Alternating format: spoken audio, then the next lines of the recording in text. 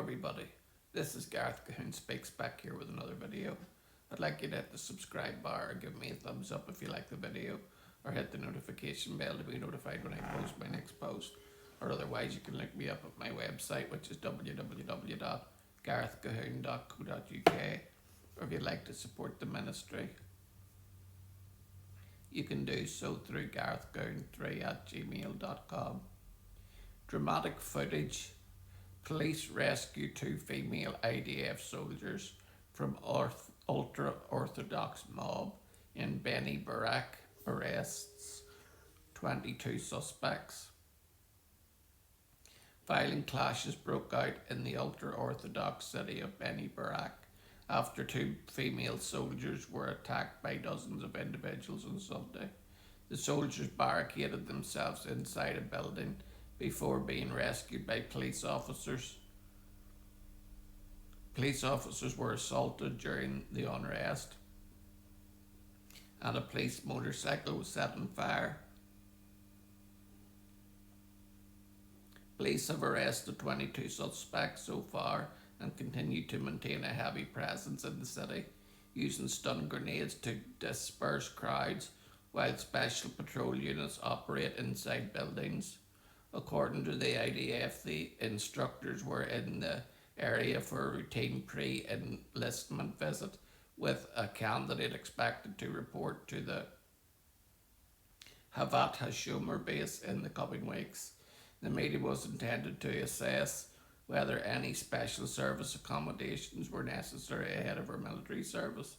Upon their arrival, the two were attacked by dozens of ultra-Orthodox extremists. Authorities suspect the several individuals, including the ultra-Orthodox journalists, mistook the soldiers for military police officers sent to arrest yeshiva students. Telephone hotlines and WhatsApp groups quickly circulated alerts about the alleged detention of yeshiva students, triggered the violent unrest.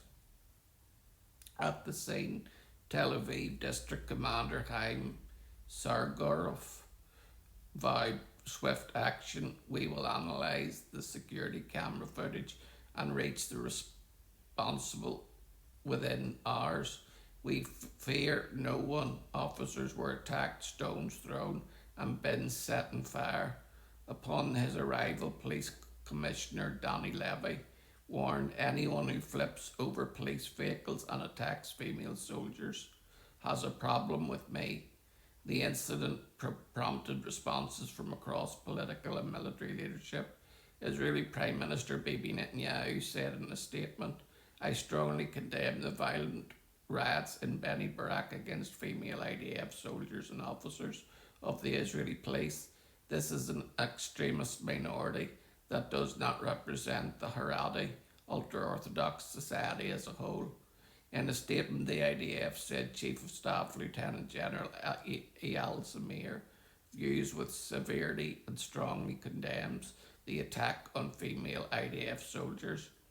Any harm to IDF soldiers committed by Israeli civilians is a serious crossing of the red line, and the attackers must be dealt with harshly, the statement said.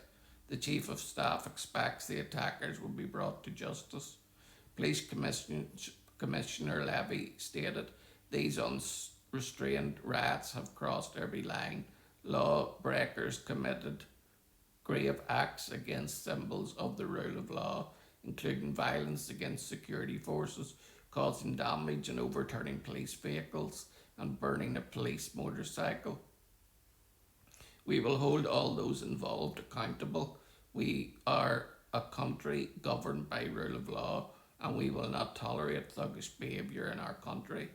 Ari Adari, chairman of the ultra-Orthodox Shas party, remarked, "These actions are completely contrary to the way of Torah, harm the wider Haredi community, cause a desecration of the name of God, and inflict significant damage on the righteous struggle of the world of the Torah."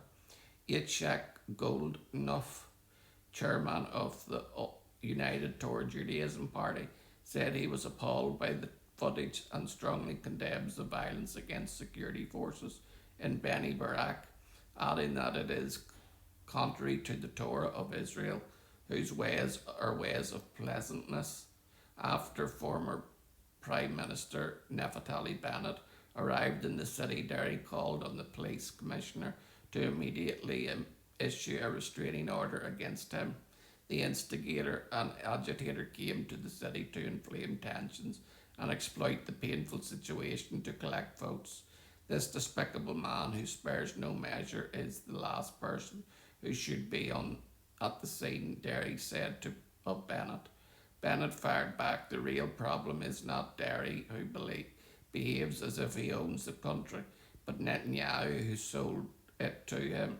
While Derry urges healthy, young, or ready men not to dare to enlist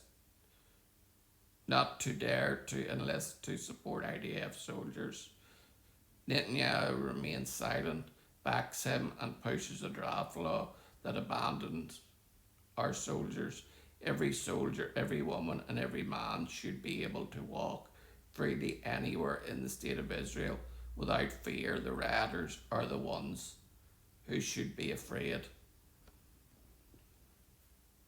This is just a terrible incident that got all out of proportions because of bad communication and an over-eagerness by the ultra-Orthodox community. This is a hard one because they don't believe that they should have to serve in the IDF because of their religious duties.